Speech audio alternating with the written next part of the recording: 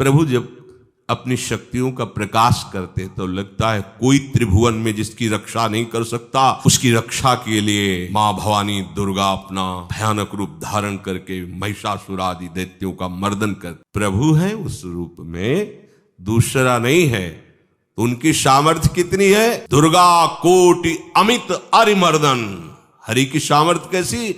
अमित दुर्गाओं जैसी। 1 करोड़ अरब नहीं, अमित दुर्गाओं जैसी दुष्टों का मर्दन करने की सामर्थ्य। अमित था नहीं कि कितनी सामर्थ्य है। एक दुर्गा रूप में जब हरि प्रकाशित होते हैं तो त्रिभुवन में कोई सामने खड़ा होने वाला नहीं होता।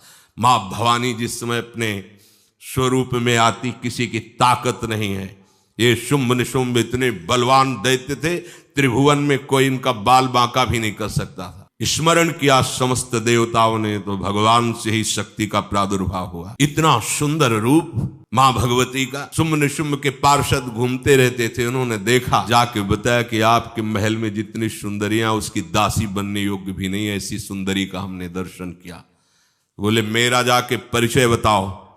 बोले ऐसा नहीं लगता कि आपके परिचय बताने से केवल आ जाएंगे। तो उनका अगर ऐसा नहीं तो केश कर्षण निर्धूता गौरवा मां गरिष्यति, उसके गौरव को धूल में मिलाते हुए बाल पकड़कर घसीट कर हमारे पास लाओ। मार्कंडेय उनके पार्षद गए और बताया हमारे मालिक शुंभ निशुंभ है, उनका आदेश है कि आप महल में चलो और आदर सहित, अगर आप ऐसा ना करती हैं तो मैं आपका निरादर करते हुए बाल पकड़कर घसीटते हुए ले जाऊंगा। देवी जी ने मुस्कुरा दिया और कहा अपने मालिक से कह दो जाकर के कि हम उसी की आज्ञा पालन करती जो हम पर युद्ध में विजय प्राप्त कर ले। वो जाके बोले हाँ वो तो मतवाले, त्रिभुवन में कोई जोड़ ही नहीं था। आए और उद्दंडता पूर्वक वचन बोलने लगे। माता जी ने कहा बस तब तक बोल ले जब तक मैं मधु का पान कर रही हूं, बस ये पान करते ही तेरी जीवन लीला समाप्त हो जाएगी। ऐसा ही हुआ।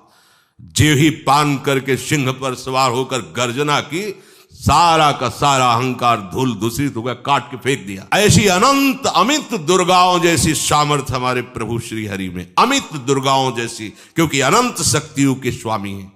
उनकी लीला में क्यों में? अरे वो जब करुणा करते हैं, अपनी महिमा से उतरते हैं, तो भक्त जब ऐसे कर देता है तो डरप जाते हैं। माधवदास बाबा ने कहा नहीं चलना तुम्हें ब्रज में, हम तुम्हारी कहां तक सेवा देखेंगे, तुम्हें बाल भोग राजभोग। बाबा जी हैं, कभी मिला कभी यहीं रहो। वो बाबा आपके बिना नहीं रह सकते। दोबारा बोल नहीं पाए जगन्नाथ। ये सुन करके हृदय बलिहार होता है। ओ ऐसे सामर्थ्यशाली प्रभु अपने भक्त के प्रेम प्रणय पर भी कितना डरते हैं।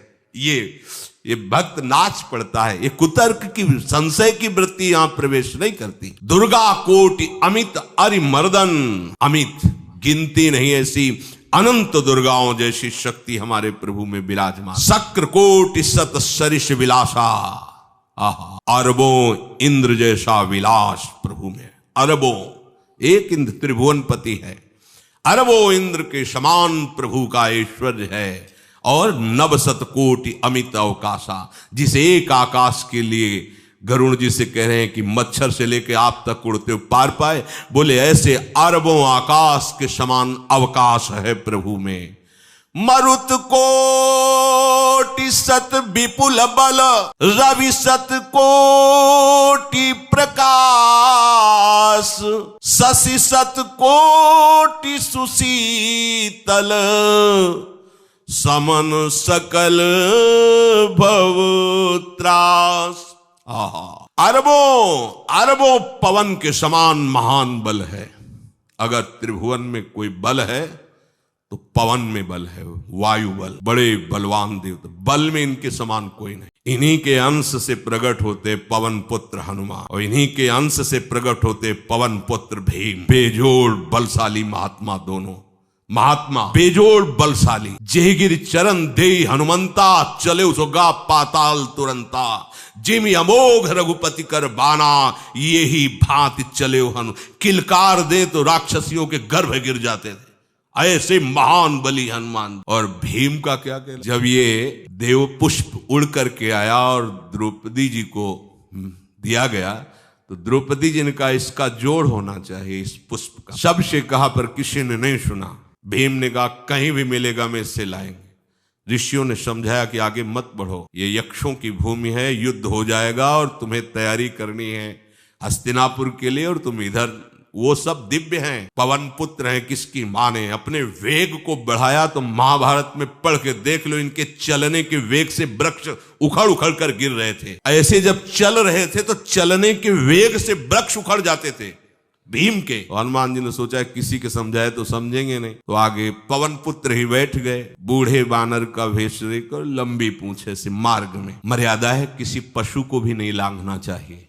विवेकवान उपासक ऐसा नहीं कि कोई सो रहा है पशु भी आप उसे लांघ जाए, ऐसा नहीं। जो विवेक है, जो मर्यादा है, वैसे किसी सोते हुए को लांघना नहीं चाहिए। उन्होंने कहा है वृद्ध बानर, ये अपनी पूंछ हटा ले और मार्ग दे दे, इस समय मैं विशेष कार्य के लिए जा रहा हूं। तो उनका जब कह ही दिया है वृद्ध, तो आप समझ ही रहे होगे कि वृद्ध में क्या ताकत होती।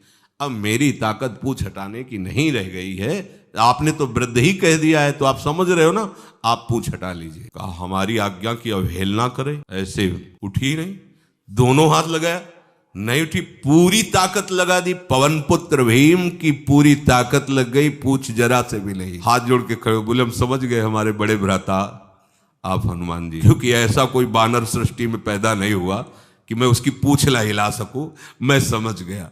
तो मुस्कुराए और बैठ के बोले, हमारी आज्ञा मानो, इस मार्ग में मत जाओ, ये देव मार्ग है, ऐसे ऐसे सिद्ध हैं कि आपका अपराध बन जाएगा, आप शाप से युक्त हो जाएंगे, इसलिए मैं आपको मना। बोले प्रभु जब आप कृपा करके आए हो तो हमें वो रूप दिखा दो जो लंका में आपने रूप दिखाया। बोले मत उस बात की चर्चा करो, रहने दो। बोले प्रभु एक बार देखना चाहता हूं कि मेरा बड़ा भाई कितना बलवान है। हनुमान जी ने कहा फिर देख लो। कनक भूधराकार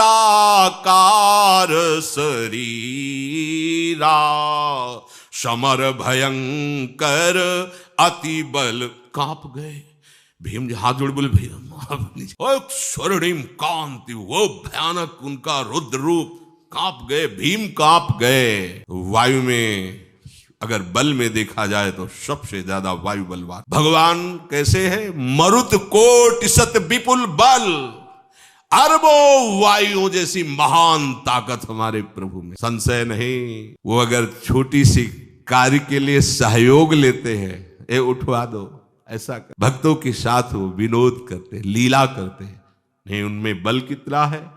ऐसे पवन पुत्र हनुमान जिनके चरणों को ऐसे गोद में लिए रहते हैं। एक उपनिषद में चरित्र आता है कि असुरों पर विजय प्राप्त करने के कारण देवताओं को गर्व हो गया और सभा में नृत्य गान चल रहा। भगवान जब किसी पे गर्व करते हुए देखते हैं तो उनको अच्छा नहीं लगता। फिर सृष्टि के विधान के प्रधान अधिकारी जब देवतागण और देवराज इंद्र और उन्मत्तता, विजय श्री में उन्मत्तता आ जाती है, तो भगवान ने एक यक्ष का रूप धारण किया और सभा के प्रधान द्वार पर दिखाई दिए। देवराज इंद्र ने कहा कि पता लगाओ ये कौन है, बिना आज्ञा के बिना सूचना के कैसे आ गया है, क्योंकि त्रिभुवन पति है ना। अग्नि देवता ने कहा मैं जाता हूं पता लगा के आता हूं, क्योंकि किसी बलवान का परिचय पूछने के लिए निर्बल को नहीं भेजा जाता। अग्निदेव गए और कहा आप अपना परिचय दीजिए, कौन हो और यहाँ कैसे आए हो। तो उनका परिचय लेने के पहले हम आपका परिचय जानना चाहते हैं, आप कौन। उन्होंने कहा कि मैं अग्निदेव हूँ, सामर्थ्य त्रिभुवन को उपले की तरह भस्म कर सकता हूँ। मैं समस्त प्राणियों के उदर में बैठकर अन्न और जल का पचाकर जीवन दान देता हूँ, जीवन पोषण करता हूँ। अच्छा, एक तिनका फेंका, हम तुम्हारी बात तभी प्रमाणित, ये उपनिषद की बात, हम तुम्हारी बात तभी प्रमाणित मानेंगे जब तुम इस तिनके को जला दोगे। कोई अग्नि देवता से तिनका जलाने की बात कहे, सहज में दृष्टि डाली, कुछ नहीं हुआ, पूरा पावर लगा दिया। यक्ष जी ने मुस्कुरा कर कहा तुम तो कहते थे पूरे त्रिभुवन को उपले की तरह जला दूंगा, अब ग्रीवा झुकाई पहुंचे। देवराज इंद्र ने कहा कौन है? बोले असमर्थ रहा उनका परिचय जानने में। वायु देवता, आप अपना परिचय बताइए। आप अपना परिचय जो आए हो तो हमें पहले बताओ, तब हम अपना परिचय दें। उनका मैं महान देव वायु हूं, बला संपूर्ण जीवों का जीवन हूं। अगर मैं रुक जाऊं तो एक भी क्षण सृष्टि टिक नहीं सकती, क्योंकि सब वायु से जीवित है। और मैं पूरे ब्रह्मांडों को तिनके किसे उड़ा सकता हूं। ये तिनका है, उड़ाओ। पूरी ताकत लगा दी वायु देवता ने, तिनका नहीं उड़ा। ग्रीवा झुकाई, वापस चले। अब देवराज इंद्र उठे, जे ही नजदीक पहुंचे यक्ष अंतर्धान हो गए और देखा साक्षात ब्रह्म विद्या दूर से मूर्तिमान ब्रह्म, और डांट लगाई कि तुम उनसे संभाषण करने योग्य भी नहीं हो, क्योंकि तुम सबसे बड़े सिंहासन पर बैठे हो और अहंकार करते हो। तुम्हारे देवता सब सामर्थ्यहीन है, एक तिनका भी अग्नि नहीं जला सका, एक तिनका भी वायु नहीं उड़ा सका। अरे जिनकी शक्ति से शक्तिमान वो भगवान स्वयं आए हुए थे, कांप गए देव। अहंकार मत करो, जाओ, भगवान के बल से तुम विजयी हुए, देवताओं के बल से नहीं। देवताओं में जो शक्ति है वो उन्हीं के अंश से आई हुई है। अरबों वायु के समान महान बलशाली हमारे श्री हरि, अरबों सूर्यों के समान उनका प्रकाश, अरबों सूर्यों के समान प्रकाश, अरबों चंद्रमाओं के समान सुशीतलता, समस्त भयों और दुखों का नाश करने वाले प्रभु श्री हरि। काल कोटि सत सरिसती दुस्तर दुर्ग दुरंत, धूम के तु सत कोटि सम दुराधरस भगवंत। अरबों कालों की सामर्थ्य, अरब नहीं अरबों कालों की सामर्थ्य भगवान एक काल अनंत ब्रह्मांडों में तांडव मचाए रखा है। अरबों काल अमित बलशाली, अत्यंत दुस्तर दुर्गम दुरांत, कौन? प्रभु श्री हरि।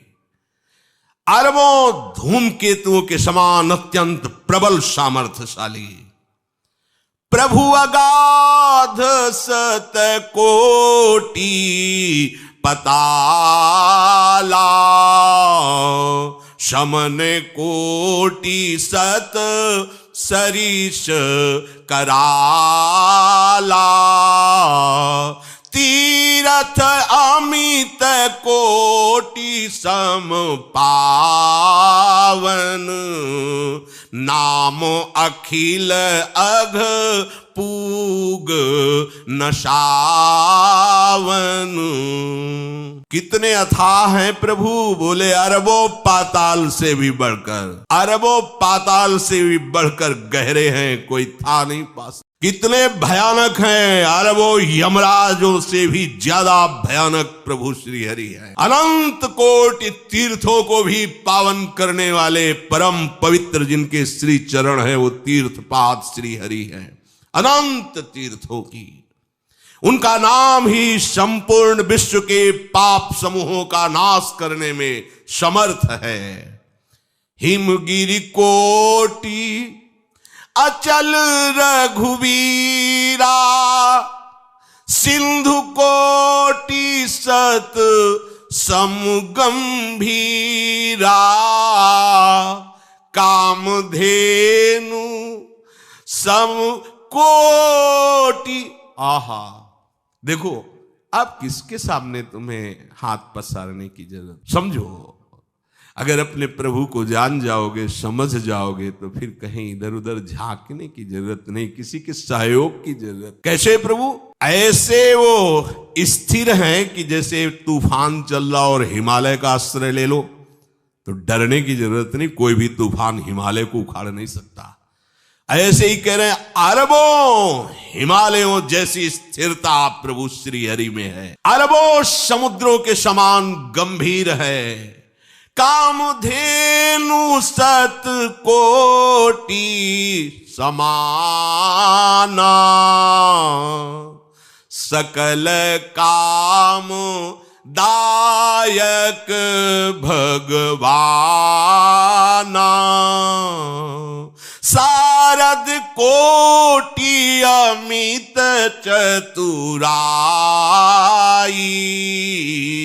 विधि सत कोटि सृष्टि निपुनाई, विष्णु कोटि सम पालन करता, रुद्र कोटि सत सम संघरता।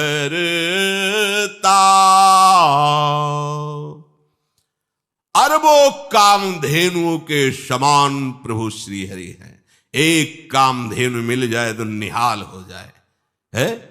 हमारे श्री हरि कैसे? अरबों कामधेनुओं के समान है।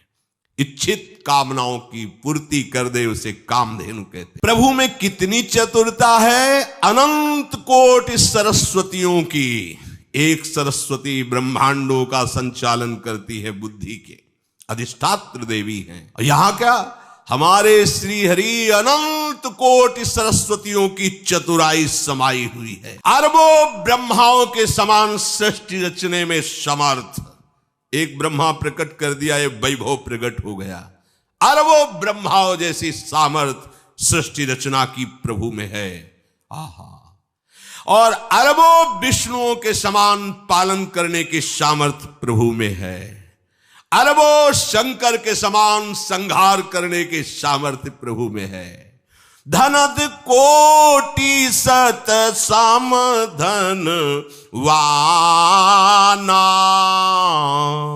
माया कोटि प्रपंच निधाना, भार धरन सत कोटि अहिसा, निरवधि निरूपम प्रभु जगदीसा। अरबों कुबेरों के समान धनवान है, अरबों मायाओं के समान सृष्टि करने में सामर्थ्यशाली है, अरबों शेष भगवान के समान अनंत भार उठाने में समर्थ है। जगदीश्वर प्रभु श्री हरि की कोई उपमा, कोई सीमा नहीं है। ये उपमा रहित और सीमा रहित है।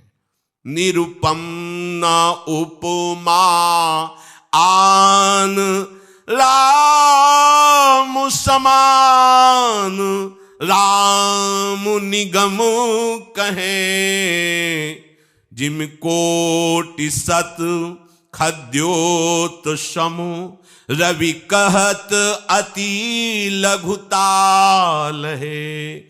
यही भांति निज निज मति विलास, मुनीस हरि बखा नहीं, प्रभु भाव गाहक अति कृपालु, सप्रेम सुनि सुख मानहि, प्रभु भाव गाहक अति कृपालु, सप्रेम सुनि सुख मानहि। प्रभु श्री हरि उपमा रहित, उनकी कोई अनंत ब्रह्मांडों में किसी से उपमा नहीं दी जा सकती। प्रभु के समान केवल प्रभु है। ऐसा वेद। अरबों जुगुनियों के समान यदि सूर्य को कहा जाए तो सूर्य का अपमान होता है, सम्मान नहीं। ऐसे ही जो अभी तक वर्णन किया गया उसको समझो। अरबों जुगनुओं के समान यदि सूर्य को कहा जाए तो सूर्य की प्रशंसा नहीं, एक तरह से अवहेलना है। इसी प्रकार अपनी बुद्धि के विकास के अनुसार मुनीश्वर, अपनी बुद्धि के विकास और प्रकाश के अनुसार मुनीश्वर प्रभु का वर्णन करते हैं। गुण महिमा नाम बल पर थाह कोई नहीं पाओ, आज तक कोई थाह नहीं। ऐसे प्रभु की लीला में कोई कुतर्क, कोई संशय, अब वो क्या बुद्धि है उसका खुद विचार करें।